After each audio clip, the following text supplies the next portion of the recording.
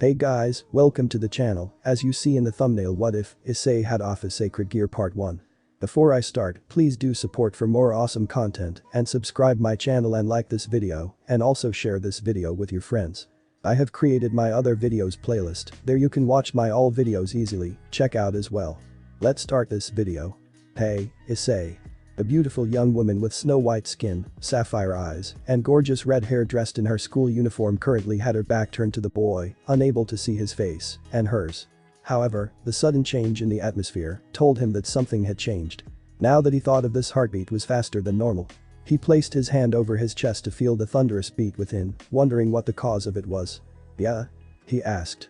What exactly am I to you? She asked, her voice slightly lower than normal.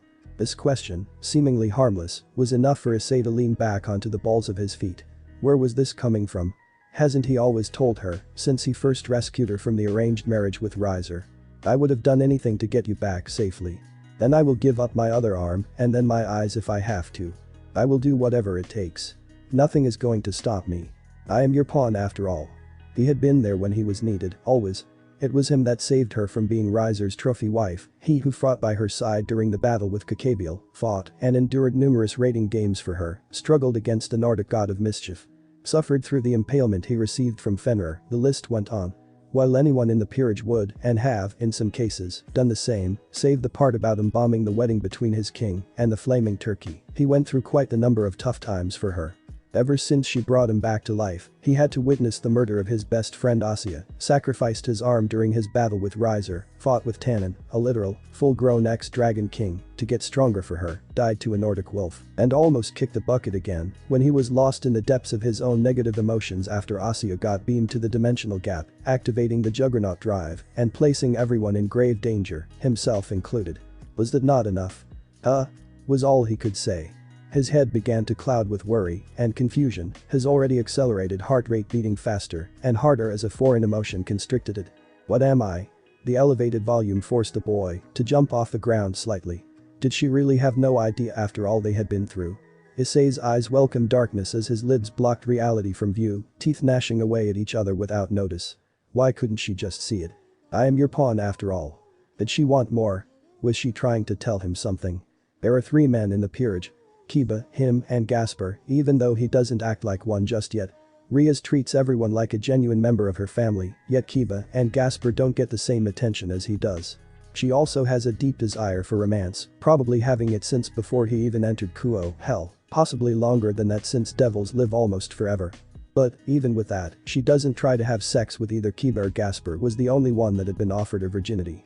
Is she in love with me? There isn't any question about it. She is in love with me. If he was being honest with himself, he felt the same. Issei Hyodo did not just Riaz Gremory, president of the occult research club, but his king, Riaz Gremory. A proud and noble albeit somewhat selfish woman. There was no way he would go through the vast lengths he has for her if there was nothing between them.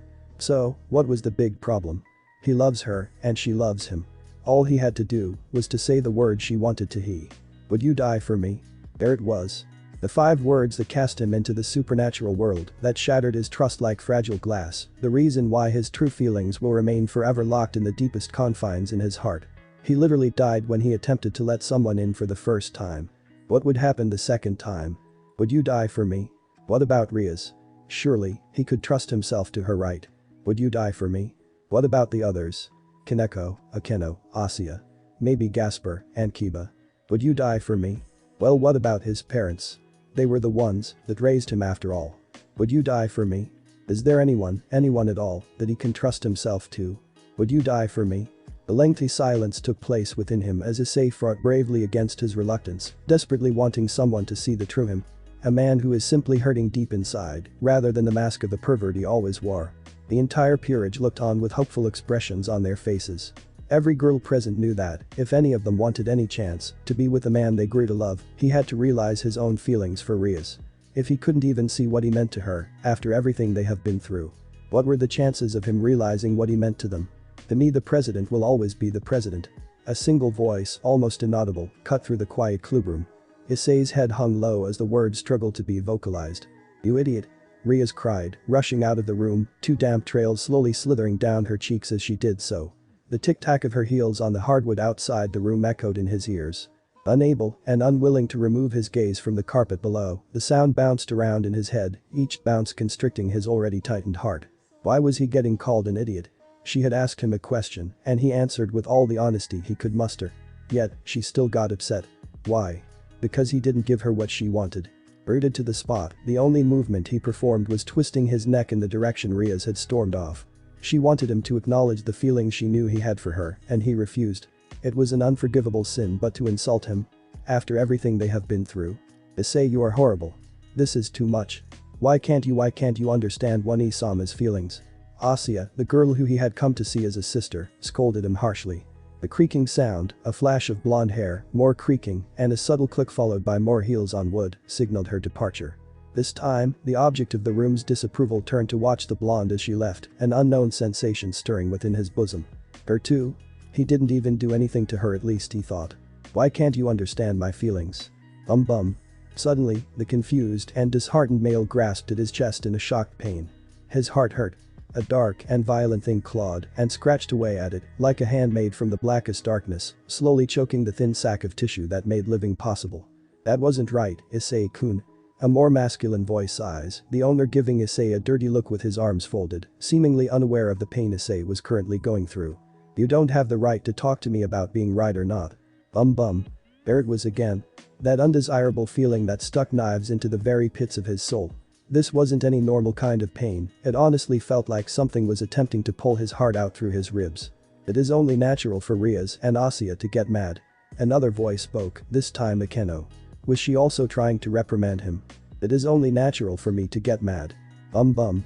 Damn it, again, every time this pain announced itself, Issei's eyes scrunched shut and his breathing became less and less natural.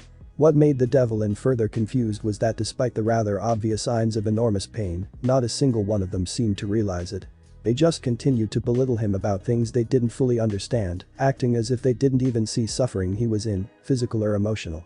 Even I, who is dense at these sorts of things, thought you were a bit off, Ice. Zenobia contributed, her hair flowing freely as her head shook in disappointment. You weren't even fucking here, what the hell gives you the right? Bum. Irk. Each time his heart lurched, the agony grew worse and worse. Now Issei was actually grasping the area over his heart, panting like a husky in the summer. Moo. Issei-kun sure is a no. Poor Riaz-san. You too, Arena. Bum. HNN. He was even whimpering at this point. What the fuck was causing all of this pain? Was this torturous sensation because of the belittlement everyone was dead set on giving him? Sure, the words were like knives, but the pain couldn't solely be just from that. Issei glanced over at Kaneko, expecting her to say something as well. If everyone is going to belittle him, then he wanted to hear what everyone had to say. Oddly enough, however, the smallest female in the room didn't say anything. Her scrunched eyebrows, pursed lips, and set jaw created quite a frightening glare. This intense gaze wasn't directed at the resident harem king Wanab, taking her time to look every other member in the eyes to convey her evident disapproval. If any of them noticed, they showed no noticeable reaction from Kaneko's ire. Issei glanced over at Gasper, nope, no such luck. He was hiding in his box, but despite this, the look in his eye was noticeably darker. The Red Dragon Emperor tossed Kaneko another glance to affirm his suspicions, the female now leering at Gasper with a silent anger.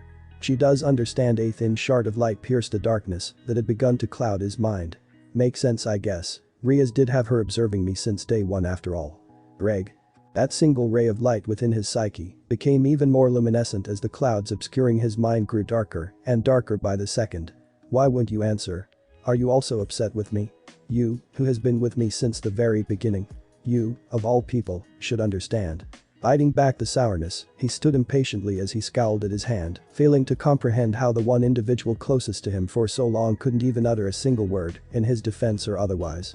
So that is how Kaneko's tiny ray of hope barely stood a chance against a betrayal and rage attempting to crush his very spirit.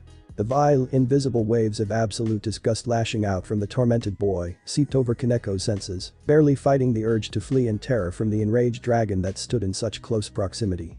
Unsure if she was exempt from his anger, Kaneko hesitantly shuffled her away to his side, wrapping her tiny hand around his soft skin in an attempt to comfort him, not sure of what to say to the livid creature. Issei glowered at the hand currently resting on his arm for only a second before traveling into her honey golden eyes. They held their gaze for seconds before the smallest of grins pierced Issei's scowl. Relief could not even begin to explain the overwhelming emotions that were happening inside the yokai. certain that she was not one of the recipients of the intense hatred that slithered across the room, the almost irresistible desire to sprint as fast as she possibly could vanished. Replaced by a healthy warmth across her face and a pounding in her bosom. On with a grin, Issei intermingled his fingers with Kaneko's, a slight tug notifying her of his intentions. They began moving towards the exit, the same door Asya and Riaz fled through, acknowledging the fact that attempting to speak to the rest of the peerage would only prove to be a fruitless endeavor. Just as they were about to depart, however, a busty female with long black hair tied into a ponytail blocked their path. The current Issei-kun will just hurt her more, even if you go after her. Bum. You dare? The free hand that hung by his side balled slowly into a fist, his arm shaking as his sheer overwhelming emotions began to take control of the Dragon Emperor. The crippling pain deep in his heart, body, and soul certainly failed to help ease the torrent of feelings born from broken trust and rage. You dare lecture me, insult me verbally, harass me, now you won't even let me leave. Why? To lecture me some more. The heavy silence thicker than peanut butter draped the room all of them were in before a younger voice spoke out for the first time during this meeting. This is my mother's, and my fault, isn't it? Ravel asked, the miniature civil war currently taking place forcing butterflies down her throat as the phoenix tried to understand exactly what was happening here. No, Issei betrayed no emotion as he interrupted Akeno before she could even begin to reply, her mouth already open and ready to answer the question. This isn't your fault, Ravel. Everyone in the room became very confused, no one dared to move or so much as whisper. Only the inhales and exhales reached the ears of Kiba, Gaspar, Zenobia, Akeno, and Irina. Unknowingly thinking the same thing, everyone, but Issei, Kaneko, and Ravel began to wonder, hoping. Does Issei know why we are doing this? Does he truly? If so, is it okay for him to leave? Drawn out of their thoughts, Issei continued to speak, ignorant and uncaring of their mental questions. This is not your fault, Ravel. Issei repeated, his voice growing hoarser and hoarser as he continued to speak, lips trembling as he feebly attempted to control himself. This is their fault. All of them. What? Gaspar squeaked from his box before quickly retreating into the cardboard enclosure, afraid that since he actively spoke against Issei, he would be mad at him. Gaspar didn't agree with what Issei was doing, but that didn't mean he wanted to be on his bad side. Will you die for me? Would you care to repeat that? Kiba growled as he drew a holy demonic sword from a summoned magic circle by his waist, the blade only the size of a standard knife. He knew full well that he was going to get yelled at by Riaz just for drawing his blade in the first place, however, Issei's ignorance was proving too much for the blonde knight to tolerate. Perhaps a smaller weapon would lessen his king's wrath. Will you die for me? Mind telling us how your ill manners and inexperience are our fault? Zenobia also stepped forward alongside her fellow knight, not so much as daring to draw Durandal despite her desire to. As much as she wanted to pound some sense into their dumb friend's skull, she still had trouble controlling its aura. If she pulled it out in a heavily populated area without their lives on the line, she was not willing to find out what the repercussions would be. The kendo also remained silent, the crackling of lightning that danced over her skin and the roar of thunder it came with did all the talking for her. Kaneko, sensing the inevitable conflict, raised her fists as two furry objects popped out of her head and an equally fluffy appendage grew out of the back of her skirt. Will you die for me? Guys. Small beads of sweat fell from the angel's forehead, slowly distancing herself from the powering up members of the devil household. The hesitant action drew the attention of the two rebelling members of the orc, Issei's eyes softening somewhat as Kaneko made sure to remember her hesitation and apparent lack of knowledge of her friend's actions. What are you guys doing? I thought we were just going to talk this out. Talking won't make him understand. Zenobia growled, her resolve hardening as a faint but grown wide aura spread from her body, coating herself in holy energy. If I have to give him anything, it is his prowess in a fight. Maybe crossing our blades will make him understand. Make me understand. The Red Dragon Emperor, who had remained silent for the most part, spoke with an odd, calm tone that greatly disturbed everyone in the room, his eyes hidden beneath the wild hair. Will you die for me? First, Press and Asya run out of the room. Will you die for me? Then you guys antagonize me. Will you die for me? Now you intend to fight me? Will you die for me? Before, the whispering in the back of his head had been just that, a whisper. Now, that small question that was causing him so much suffering was beginning to grow louder. Each time those words echoed inside his brain, that gut-wrenching pain returned greater than what it was before. He couldn't keep this up. Will you die for me? Issei-kun, Akeno finally spoke, a tone of finality in her voice. You said that this was our fault, but the fault for Riaz and Asya's anger towards you is nothing but. I will not die for you. Issei roared suddenly, but viciously, all of the pain that he was feeling, every single putrid emotion coursing through him, condensed into a single resolved cry that ripped into the ears of everyone in and out of the clubroom. Welsh Dragon Balance Breaker. Unable to hold back anymore, the boy's aura exploded out in a violent boom, blowing everyone but Kaneko away, the yokai still grasping his arm for dear life. The aura that poured out of him traveled down his body instantly, flashing across his arm, and jumped onto Kaneko's, covering her figure in his crimson hatred. The ceiling overhead ripped away from the walls as they bent under the sheer force of his fiery outburst. The hallway quickly rendered little more than tatters from the sudden devastating increase in power. Issei, noticing that the fallen figures were already getting up, did not allow them to voice their questions, growling as the blood-red energy surrounding him clung to the armor that had manifested around him like a lethal flame. Why? The dead, frigid voice asked no one in particular. Why is it always the people I trust? Blade. Without a single utterance, the Crimson Dragon Slayer Ascalon quickly protruded from the boosted gear, an unnatural shade of draconic aura, swallowing the sword eerily as it billowed and swayed in an invisible, unfeeling gust. The peerage could do nothing but stare at the very ominous appearance of the Welsh dragon in shock and fear as the murderous intentions of the creature of legend washed over them like ice water. First it was her, now it is you. That cold and lifeless voice differed greatly from the red-hot rage burning in and around him. Not even the air itself was spared from its molestation. Such a voice matched with that appearance was very unsettling. How did this happen? No other thoughts could be made audible within the peerage's minds. Even the Nekomata felt unable to aid the unnerving situation or appease her allies' wrath. Releasing her shaking arms, soaked with sweat, from the red dragon's forearm, she cautiously eyed the glowing blade as she slowly retreated, the slow steps quickly sprinting as the dragon took no notice of her fear and concern about taking over. I need to get help. Before Issei-senpai does something he could regret. Issei, what are you? Playing. Before Kiba could even finish his question, Issei seemed to phase out of existence, only to reappear in front of the poor knight, Ascalon already mid-swing. It took all of the devil's training and speed to block the attack, the force behind the holy weapon, cracking the balance breaker throughout its entire frame. I am disappointed in Kiba. That cold, dead, monotone voice chilled him to the bone. The fact that his aura was acting more like a raging fire, something that didn't even come close to matching the frozen bite in his voice, tripled with the fact that he couldn't see Issei's face, only made it that much more terrifying. I think I finally know what the whole point to all of this was. You do?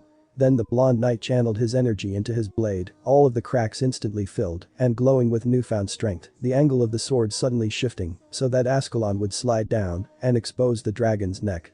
Obviously, death was not the aim of this maneuver, but a good shot at the throat should stagger Issei enough to gain distance. It was much safer to speak outside of his fists after all. Ascalon never moved. Boost. Suddenly, the knight's legs were swept out from under him by a single clawed leg. What the? In a single fluid motion, the crimson armor had spun in a circle and took out Kiba's legs, tripping him with an extended right leg. Following through, the balance breaker, burning with a cold anger, slammed his left fist deep into Kiba's gut, the momentum carrying additional force to the already boosted punch. Ah! Blood and spittle leapt from his mouth, splattering the carpet below. The full body weight of the knight pressing down on this boosted fist full of momentum, never before had he felt so much pain from a single punch. A myriad of randomly colored specks floating in his vision, Kiba could barely make out a red energy glowing out of his stomach. Dragon shot. Thing. Following through, Issei released one of his very few long-range attacks at point-blank range, the already limp body shooting into the sky like a bullet as the energy beam carried him higher and higher into the vast blue expanse above. Kiba. Stunned by how one-sided the engagement with Kiba and Issei, Akeno quickly flew up to retrieve the now falling body of the unconscious devil. Glaring at the hybrid for a moment, Issei turned his attention to Gasper, who was shaking in his box, biting his teeth as they clattered in fear. We are going to die. Issei-senpai is going to kill us. Do you have anything to say to Gasper? Said Devil quickly shook his head back and forth, instantly responding to the question in favor of avoiding anything that could further enrage the already pissed dragon. Really? Because you were giving me quite the awful look just a few minutes ago. If you have something to say, you should say it. The others certainly did. And look what happened to them. Gasper screeched mentally, fearing that returning to his cardboard quarters would only provoke Issei further. As if cardboard was the best form of protection from a being capable of killing gods. After making that comment, Issei realized that it had suddenly gotten very quiet.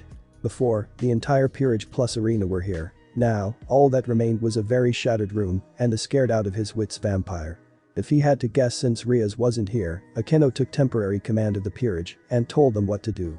Zenobia should be getting Sona, while Irina went to go get Riaz, and Asia, taking care of the students and the neighboring civilians as she went. That would leave Ravel, Kaneko, Gasper, and Kiba. Kaneko probably went to Sona too, and Ravel should have escaped with a magic circle. Gasper and Kiba were supposed to Seeing Kiba get absolutely obliterated, Akeno likely changed plans and contacted them with a magic circle and is probably carrying Kiba over to them to get healed. So, if he follows them, they will lead him to the two people who hurt him the most. Meanwhile, what is going on? A certain red dragon pondered in hurried frustration, his influence over the boosted gear literally non-existent as he once again tried to exert his will. Again, the gear failed to respond to him. Why? The boosted gear is a container that houses my power and my soul. Why isn't it answering my will? Is Issei's anger so great that he is subconsciously suppressing him? A human turned devil suppressing a dragon? Then again, Issei always did make the impossible possible. The dragon sighed, the long neck craning to look in another direction as its mind raced in reflection. Perhaps I should have objected to the Gremory girl's plan. Several nights ago, the Gremory girl approached Issei while he slept. However, instead of calling to the boy, they called out to him, Drake. Curious, he answered their call, and they told him their plan to get Issei to realize his feelings for Riaz. Of course, the dragon had long known of the existence of these feelings since before his wielder could manifest him. In addition, with Issei continuously going on and on over a woman's breast and his unfathomable lust for the opposite gender, the prideful dragon was nearing the edges of his sanity. He agreed to their plan, however, he was curious as to what the group of devils had planned if Issei remained ignorant. Flashback. If this plan of yours aids in curbing his sexual tendencies and alleviating some of his outlandish behavior, I will concur to this scheme. Excellent, the Gremory spoke, proud and relieved that she had Drake's approval. It helps knowing that you aren't against this or us getting together. She was garbed in only a thin nightgown, so she walked around the bed to join the boy and the rest of her peerage in bed. But let me ask you this, Gremory the girl, who had shed her nightgown, freeing her bosom from the loose fabric, paused in her actions, holding the covers of the bed up with one arm. What is your plan should Issei either refuse or remain ignorant? Two arcs of hair over her eyes fell as she finished getting into bed, her generous asset spilling over her crossed arms. Honestly don't know. Issei is dense, but I don't think he is that dense. This is as close as I can possibly get to him realizing his feelings for me without me blatantly telling him. So why don't you just tell him? A familiar feeling rising within the legendary lizard. I fail to understand why such a roundabout method is required. By being honest with him, he is forced to acknowledge his feelings for you in a less confrontational manner, and you can tell him how you feel as well. Would that not be the better course of action? No, Drake, it isn't. A heavy exhale filled the air, a single strand of hair getting curled round and round. I shouldn't have to tell him in the first place. What kind of girl tells the man she likes that the strange feelings he has is love and that she loves him too? Several of my feminine hosts have done exactly what you just described. The glowing lights from the red gauntlet flashed brighter than they normally do. They knew what they wanted, struck, and were always successful with their romance because they were straightforward with their loved one. Another heavy sigh. I know what you are trying to tell me, Drake, and I get it, but in this time and age, men are supposed to make the first move when it comes to relationships. I have ignored that and gave him every single signal I can think of that I am interested in him. Sleeping in his bed, wearing raunchy clothes, letting him see me naked, I even offered him my virginity. I have done literally everything a girl can do. If Issei can't see the writing on the wall even after all of that, no, that won't happen. Issei just needs a little push, that is all. And if he needs more than a push, I will think of something. Flashback end. While he was still unsure of what the red-headed female had planned, the severity of the current situation did more than prove his doubts were well placed. A dark and sinister sensation slithered up the spine of the fearsome reptile. A great evil was stirring in the core of the sacred gear, something that was quite familiar. Drake dove deeper into Issei's God-given gift, rage motivating him to remove anything that was deemed harmful to his host. While he could not directly enter the core, he could still gaze and speak to those within. Focusing his will and bracing himself for whatever was the cause of this sinister aura, the seemingly endless space ripped before him. What business do you have with my previous hosts, God? He questioned the entity before him, gazing into the area that holds the grievances of the red dragons of old. Said individual was a handsome man with eyes that you would normally see on an average delinquent. This man had light blue hair that floated behind him with two small bangs similar to a blue lightning bolt, a blue jewel on his forehead, and yellow earrings. The god apparently stood in the center of a circle, gazing at the previous hosts of the boosted gear, with a back facing the Welsh dragon. Them? Nothing. The deity replied casually, feeling no fear even with the full attention of one of the 13 Longinus directed towards him. Although I do have some business with your current host. Issei Hyodo is his name, correct? I was led to believe you were sealed in ice for eternity. The feeble attempt at provoking an angered response failed miserably. And I was, at least most of me was. He remarked, finally turning towards the mighty reptilian creature. Before I was struck by that cursed hammer Mjolnir, I placed a curse of my own inside of this boy and his bitch, separating two parts of my soul and implanting them inside their souls. And do you plan on getting revenge for what they did to you in your last battle? Revenge? No, something that is petty is below me. What I want is for Ragnarok to be invoked. However, thanks to these ants, I can no longer do that. So, what do humans call a backup plan? And what exactly do you mean by backup plan? Exactly what I have just said, lizard. Because after all, lips cracked upwards as a sinister smile plastered itself in place. If I can't invoke the original Ragnarok, I'll just have to make a new one. Bekeno? The red-haired king ran towards her queen with bishop in tow, the fallen demon hybrid carrying the knight over her shoulder, sprinting out into the front of the school, where her servant was landing. What is going on? What happened after I left? I don't know, Rias, was the stressed reply, handing the boy in her arms over to Asya, standing side by side with her king, but I think we may have gone too far. Hold on, is that Kiba? Hurriedly lowering him to the ground, the gentle bishop placed her hands over his chest, a green light spawning from the rings on her hands, bathing the body in a magnificent emerald brilliance. She scanned the body for any form of injury that may need immediate focus, instantly noticing the bloody mess splattered and caked all over his abdomen. Issei did this. Yes. Akeno looked away from her fellow club members, a hideous regret boiling over at the mere thought that she was involved in turning one of their own against them. A harsh slap of reality should have brought Issei around to realizing his feelings for Rias. But did she take it too far? Akeno Rias knelt down to look into her queen's eye, searching intently for a suitable explanation as to why everything went awry. What happened? I can answer that. Boom. An explosion of sound blasted their ears with deafening force, the devils unfazed by the violent assault of noise. Normally, the devils would be worried about humans discovering the supernatural way beyond this point, however. Rias already contacted the student council, and they could still be seen carrying humans who had fainted beneath the power of a heavenly dragon to unknown destinations, and dispatching those who managed to maintain hold on their consciousness. That, and the pawn's mere presence erased any other concern in place of ensuring their own safety. I say. Surprised to see him in his scale mail, she stepped back in shock, while Asya remained unmoving as she continued to heal Kiba, seemingly scared stiff. Both of their faces reflected various forms of unease, confusion, fear, and worry as Issei slowly closed the distance between them, striding forward with each tick he made on the concrete. Hello, Rias. There it was. The single most important thing that the Grimoire always wanted to hear. Her name. However, it was not at all like she imagined it. She believed it would leave his lips like sugar and honey when he finally realized his feelings for her and was ready to accept her. The cold gravel that fell from his lips was far from what she wanted. The change in facial expression must have given away what she was thinking because a voice left the helm of the dragon. Isn't this what you wanted? To be called by your first name? Was hearing your name leave my lips worth everything else I have done for you? What are you talking about? Ria's mind proved to be incapable of thinking of what he was talking about in favor of getting as much distance between her and the enraged dragon as possible, backing away with each step he took. Really? You don't know? Then let me remind you, Rias.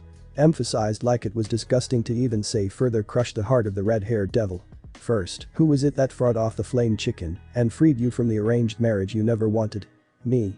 At the cost of my arm. I gave up a part of my body, a limb mind you, to save you that day in case you forgot. Second, who fought off Folly when he tried to kill you to entice my anger? Third, who was it that nearly died when we were fighting Fenrir, fighting Loki?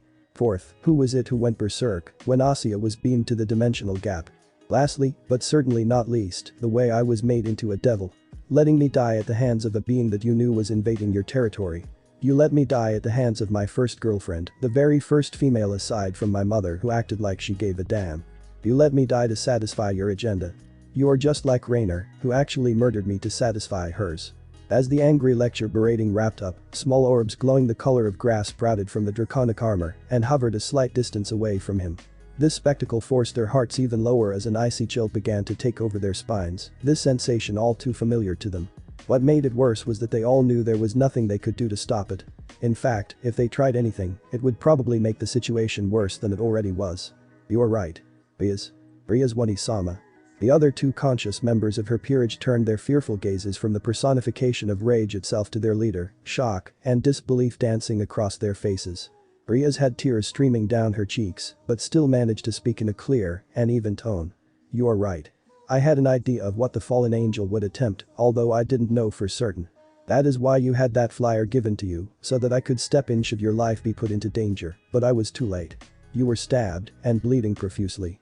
It wasn't the way I wanted it to go, but I wasn't about to let you die before you even had a chance to live your life." "Live my life? Is this the life you wanted me to live?" Issei exasperated, signaling the vast amount of debris surrounding them, the humans that had yet to be collected for fear of enticing the dragon of domination's wrath, and the remains of what used to be the school building.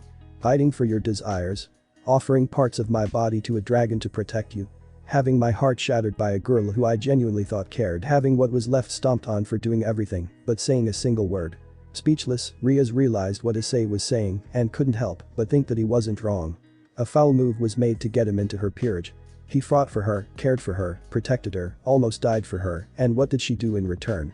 Ignored everything he did and turned her back on him when she didn't get what she wanted. "I've said my piece.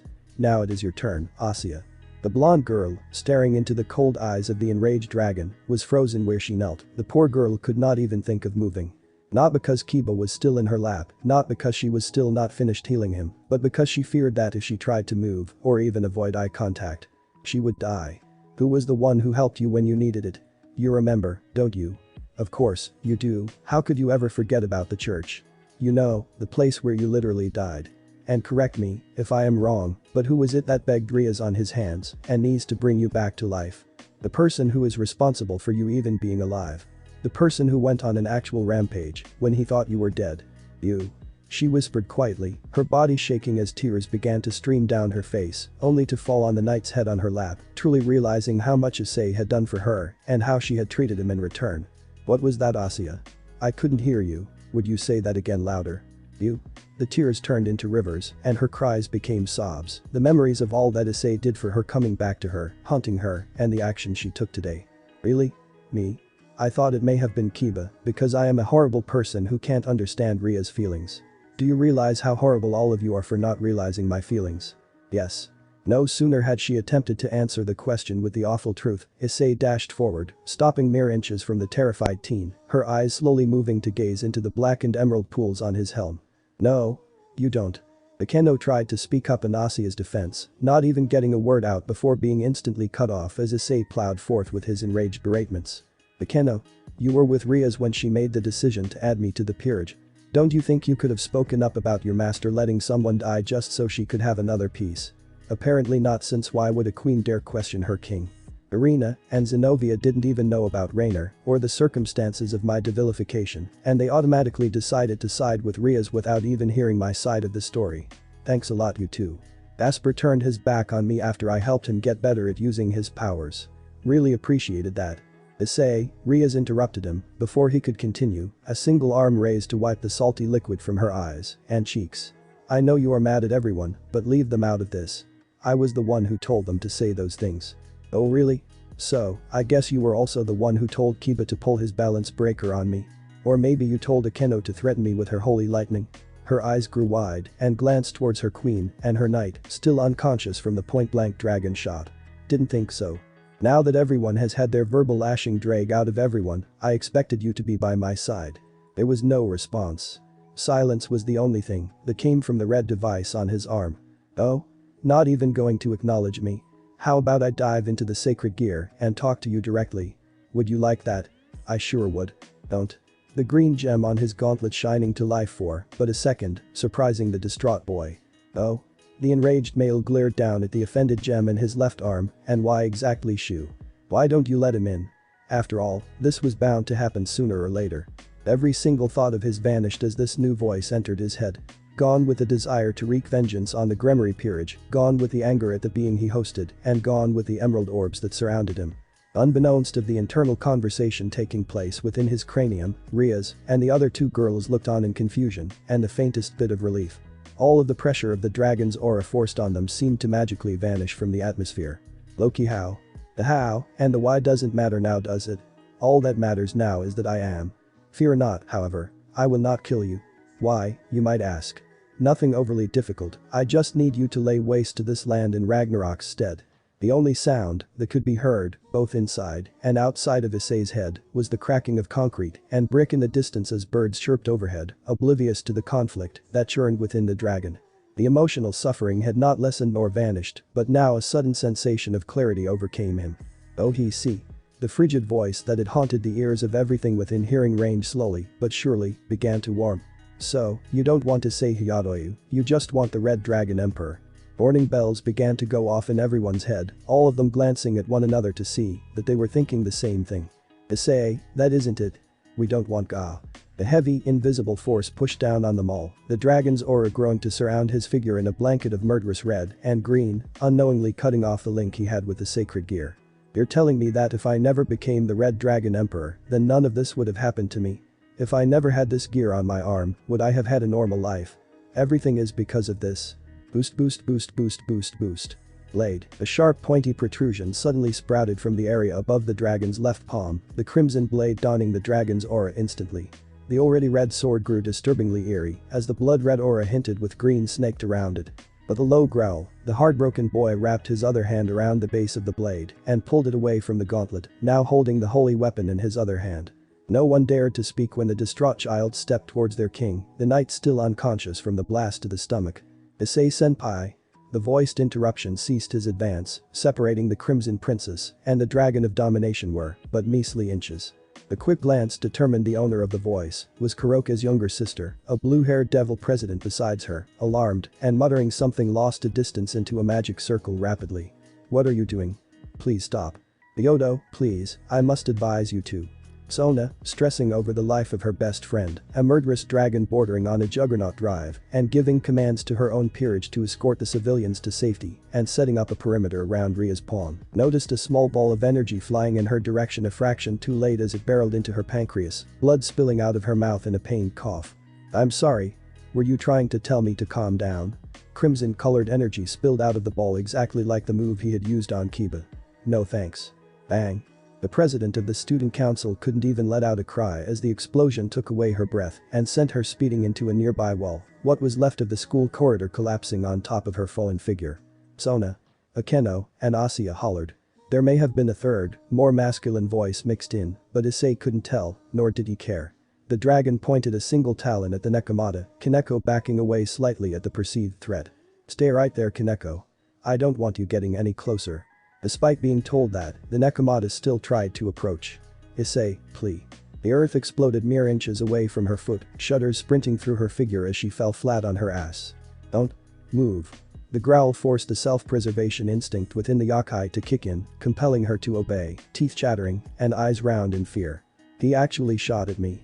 Issei, finished dealing with the outside nuisances, redirected his attention to the frightened but steadfast king, both of them staring at the other in the eye. You shouldn't have done that. She protested as vehemently as she could under the circumstances, this is between you and me. Neither of them deserved that. We both know that Sona was going to get involved sooner or later, nothing you wanted was going to change that. This isn't like the wedding with Riser, Ria's. So long as her course of action did not endanger the Devil Society, her peerage, or her family, Sona was more than willing to do everything in her power to make sure that her friend was safe, even if it meant using herself as a shield for her. They both knew that, and Issei took steps to prevent that, merciless as they may have been. For her part, Rias couldn't accept his methods, but it did spare Sona worse pain later, for which she was grateful. Kaneko, while her intentions are good, will suffer if she gets too close to me. Look at those two, the Dragon of Domination indicated Asuya and Akeno, they can't even move due to the weight of my aura. The only reason you can is because I'm intentionally holding back on my power around you, and believe me when I say there is nothing more tempting right now than squash you with every ounce of it. Armed with this information, Rias tried to formulate a plan only to see seconds later. Issei had her, and he knew it. The Grimoire heiress couldn't run, Issei would easily be able to catch up to her or turn towards her peerage, and Sona's. She couldn't fight him either, maybe earn several seconds depending on how long Issei wanted this to drag out. There was nothing she could do except one thing.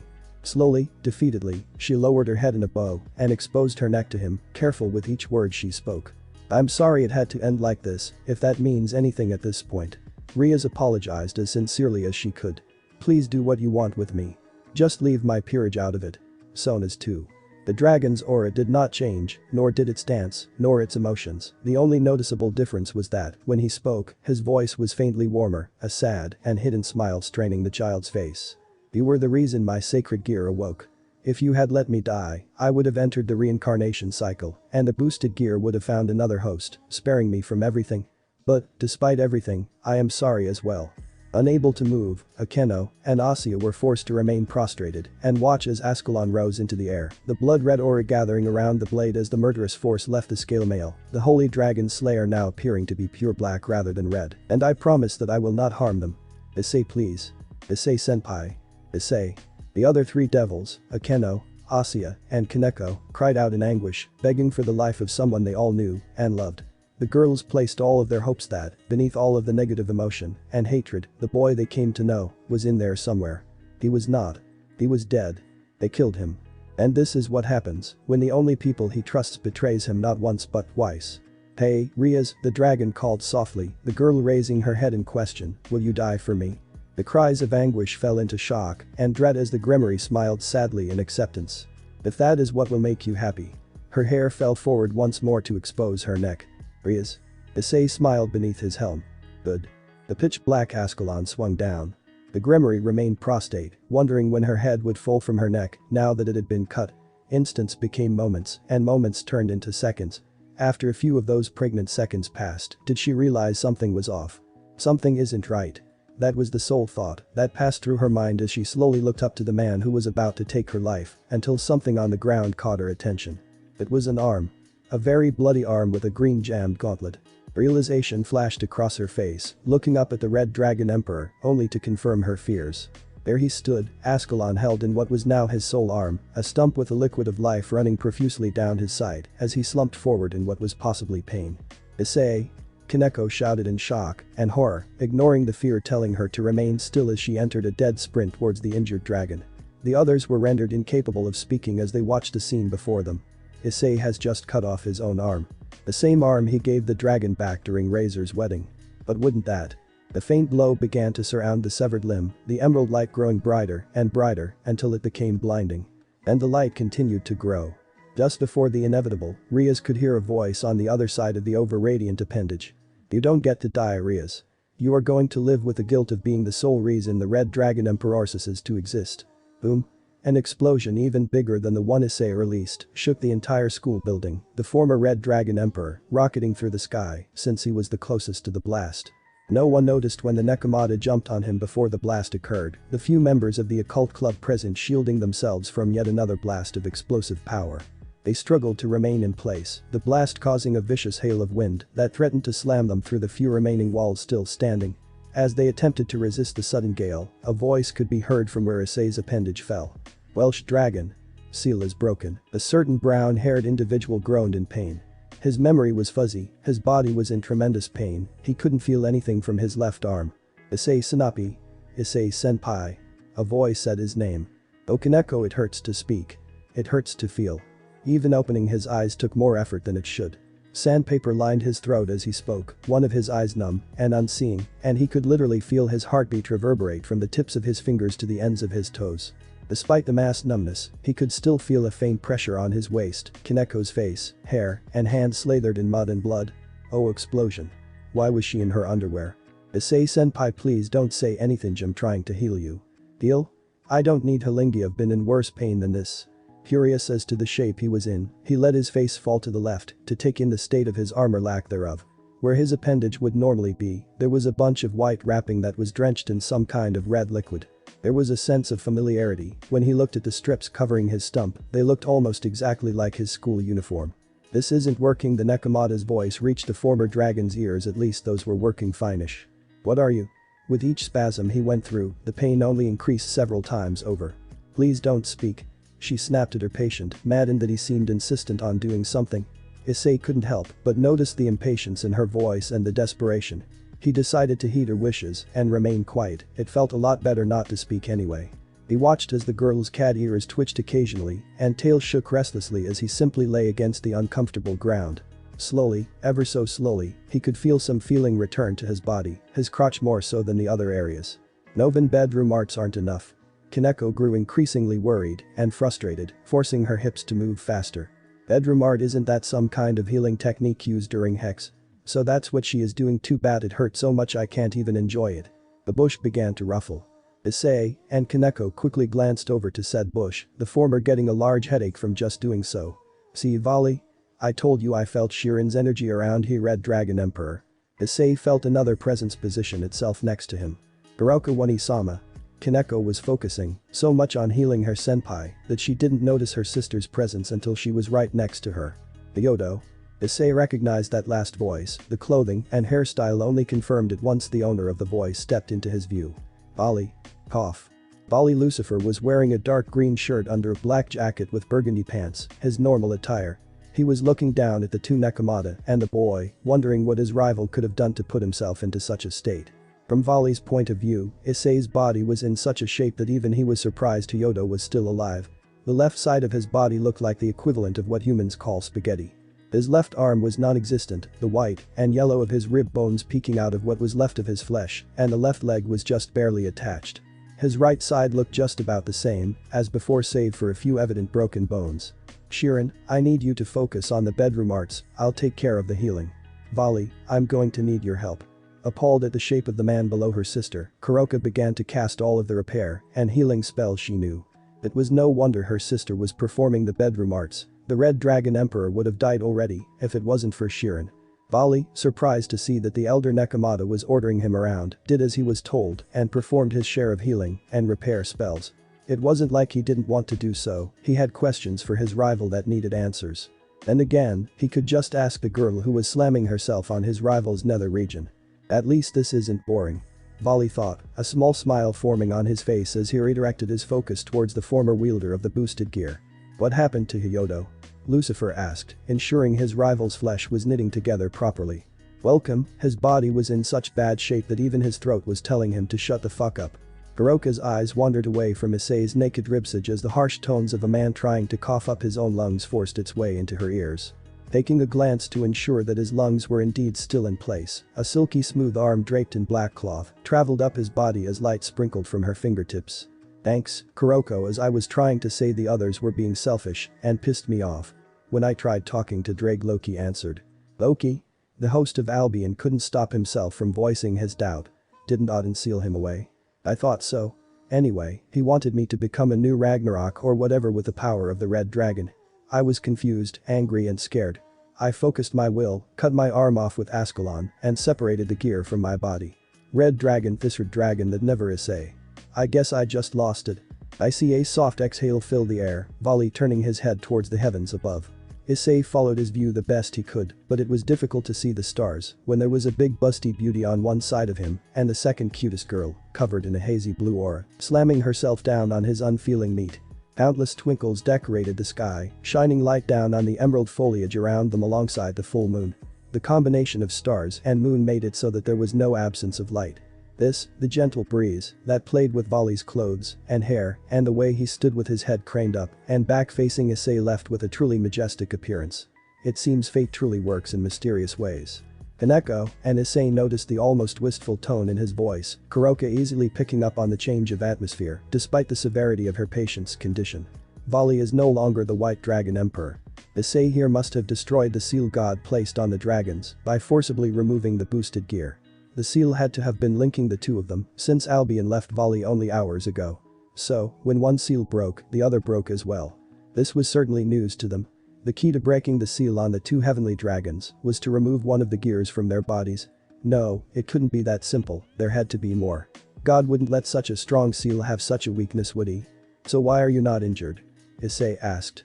For one, Albion left without resisting, because that would only hurt the both of us in the long run. The real reason is because I was stronger than you without the dragon, and I was able to prevent most of the damage, but really, it is better now that Albion is gone. He was getting a little over-insistent that we continue the battle between White and Red.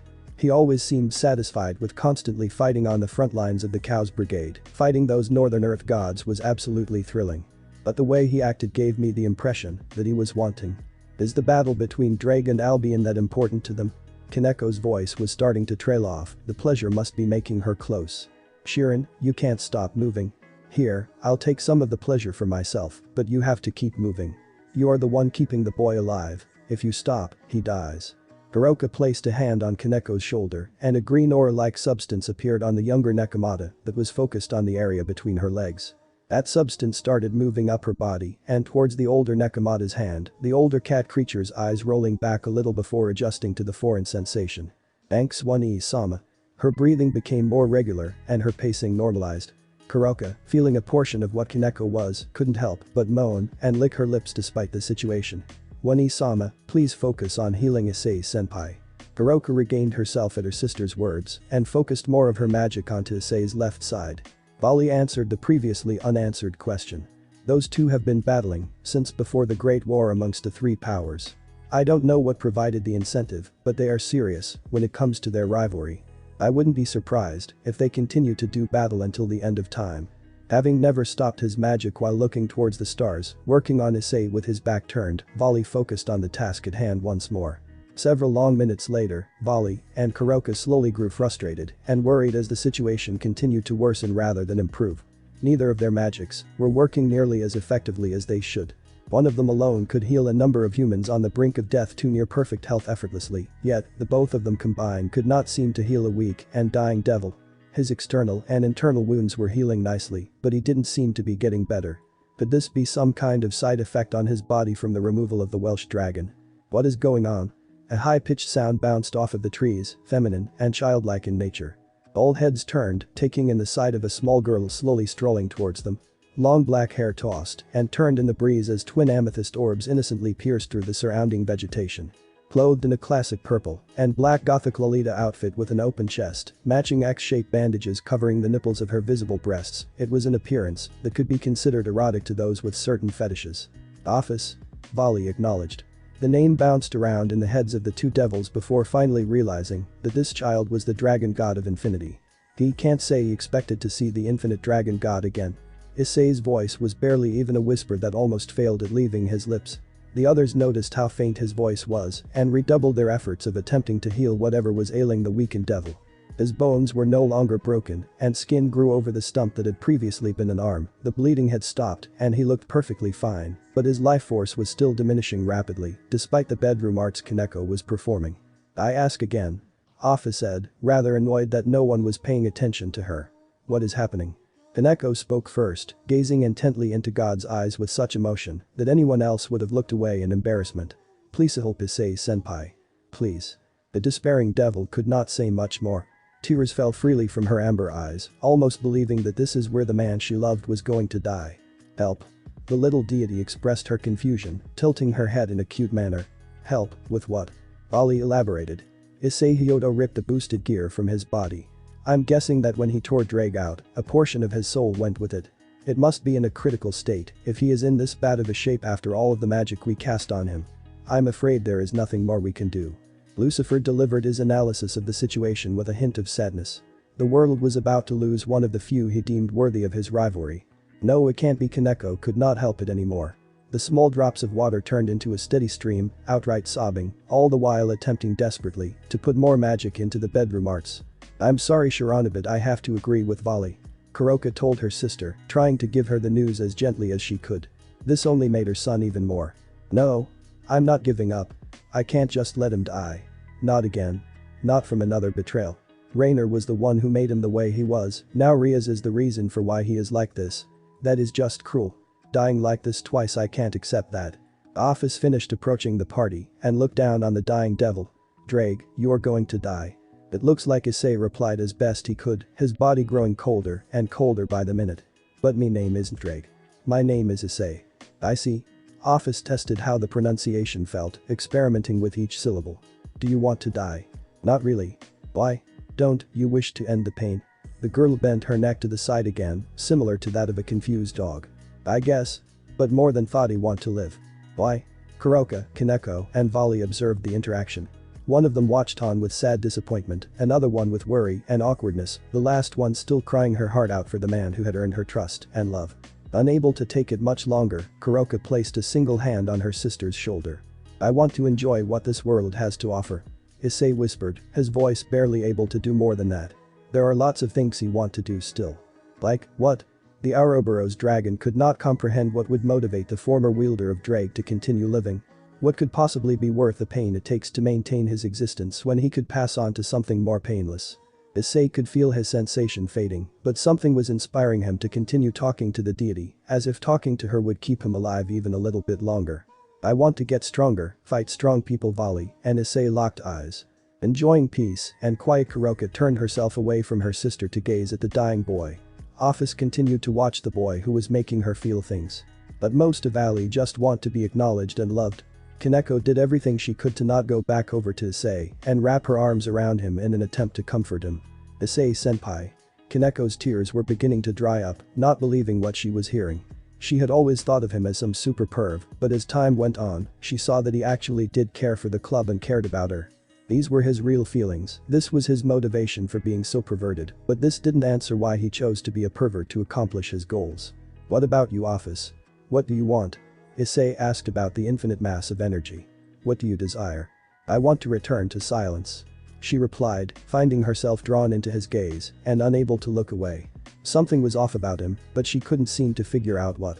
A sensation was rising to the surface from the depths of her body. Was this emotion? This desire, this drive, this motivation to keep him talking? I wish to go back to the dimensional gap, but Great Red is Theranosy. Can't enjoy silence. I want him out. So, Ophis's goal is to take back her home. Issei thought. Has she ever thought of making a new home? A new place to enjoy silence? Just as he was about to close his eyes forever. I'm guessing that when he tore Drake from his body, a portion of his soul went with it. I want to return to silence. A new place to enjoy silence. Ophis, the mass of energy, blinked at the sound of her name leaving the boy's lips, his arm stretching out towards her. Will you enjoy the silence inside of me? No one understood what the devil meant by that. Enjoy silence inside of him? What did that mean? It didn't seem like a perverted request, as if he was in a position to consider such a thing, but this was Issei Hyodo after all, but an honest question. I do not understand. The dragon replied with yet another tilted head, however, that feeling in the pit of her stomach was growing stronger, she could even feel her heart beating inside her chest. Make my soul your new home, Issei asked, a newfound hope giving birth inside his mind. You should be able to enjoy silence inside my soul. No one knew what that meant. Issei wasn't making any sense. Was he becoming delusional in the face of death? However, there was one person who seemed to understand. You wish to host me? The brown-haired boy smiled, not knowing how to put his meaning into words. Thankfully, the mass of infinite energy was smarter than she looked. If you can make my soul whole again, there should be silence. The light in the boy's eyes faded, his body went limp, and his head fell once again to the side. The devil known as Issei Hyodo, former pawn of the Grimoire and former Red Dragon Emperor, was dead. No. The younger Nekomata crying was renewed with great vigor, sprinting past her sister's outstretched arm, her hands grabbing the collar of the dead man's shirt and pulling his upper body to her, wrapping her arms around the torso of the devil's corpse, crying relentlessly into the cloth. Hiroka had to turn away, unable to keep her own emotions down, as tears began to travel down her own cheeks. She wasn't as hurt by the fact that Issei died, it was how much it tore her apart, listening to the cries of her sister as she begged the corpse to come back to her. Never had she thought such sounds could ever leave her sister's throat, and it pulled at her soul. Volley turned away as well, if only to not look at the unrefined scene behind him. He had no wish to see the massive sorrow and sadness fight against reality, let alone to see the body of his rival pass on without honor. Had he died in battle, Volley could appreciate such a death. To die rejected by the people he loved. Even someone such as him would not wish such a thing on a person. The voice chuckled, unable to take the growing feelings anymore. The other three present turned to face the being who dared to laugh at the death of someone who did not deserve it, only to find the girl in gothic clothes covering her stomach as she laughed. Ophis is lawing. Volley thought with his mouth agape like a fish. He didn't even know it was possible for the infinite dragon god to laugh. The two Nekomatas just stared at the little girl as her laughing died down. Issei, you are interesting. So interesting. You offer me your soul so that I may obtain silence. Very well. I approve. This was very unlike the Ouroboros dragon. Kaneko's whole body shook as her delicate hands clenched with a force that could rip a car into scrap metal, killing intent bathing her as she stood. No one dares laugh in the face of the death of her loved one, dragon god or not. But Kuroka and Volley knew this wasn't like Ophis. Just as Kaneko was about to pull her fist back, a black and purple mist-like substance appeared from the black-haired girl's body, purplish lightning flashing within the black and purple fog as it swallowed the surrounding area. Before Ophis was swallowed by the miasma, everyone caught a glimpse of her face. She was smiling.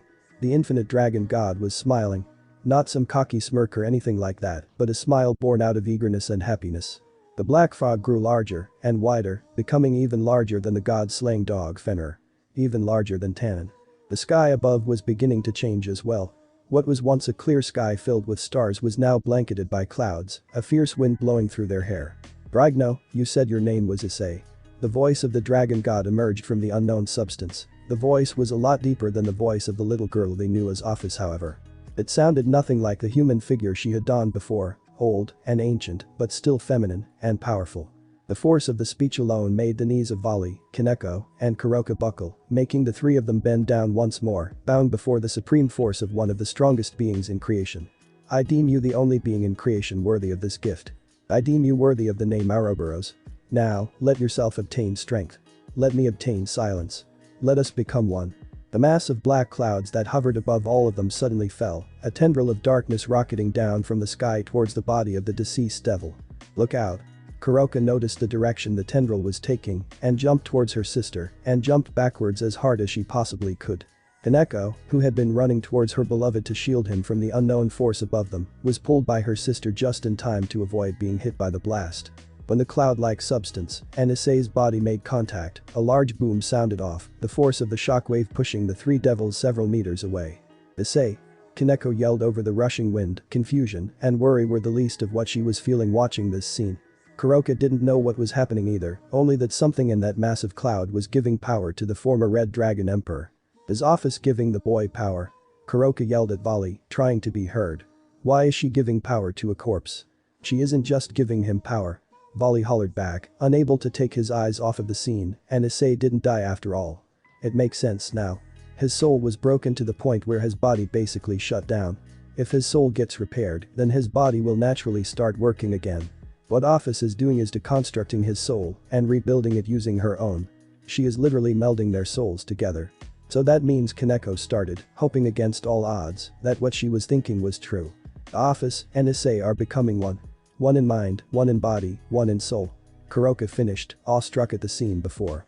Suddenly, all of the black and purple miasma vanished, all of it entering the devil's body. Vali, Kuroka, and Kaneko all stood there, unsure of what to do. The twitch. The hand pushed itself against the ground, lifting the upper body off of the ground. Knees bent, and Issei was standing again. The boy looked down at his body, his arm, his other arm, his legs. His other arm. The boy looked down at the rest of his body. He felt no pain, no coldness, his body looked essentially the same as before. There was an unnatural warmth inside of his chest and a new left arm though. The fusion is done. Ophis's voice could be heard by all of the devils. It was the voice that Kuroka and Vali grew accustomed to, but Ophis herself was nowhere to be seen. But you must hurry. Your body cannot handle my power. I have already made preparations to seal most of my power, but you need to offer me a chant that will be used to release the seal until your body can adjust to my presence. You only have one chance before my power burns you alive. So that is what this warmth is. Issei thought as he gripped his chest where the heat originated, growing hotter and hotter with each passing second. The boy remained silent, taking in the view of his left arm, thinking. Then he smiled. The chant. Okay, I think I have something in mind. Issei turned towards Lucifer and the two Nekomata. With a victorious grin, he thrust up his newly regenerated arm and spoke. I, who shall awaken, I am the Ouroboros dragon who soars above the principles of domination. I am the infinite that seeks out the dream. I shall become the black dragon of infinity. And drown you in the depths of infinite silence. Ouroboros dragon. Power is sealed. Thanks for watching this video. Part 1 is over. If you really enjoy this video, like, subscribe, and comment down below, and turn on that bell notification. And also check out the playlist that I have created and enjoy. Link is in the description. See you in the next video. Goodbye.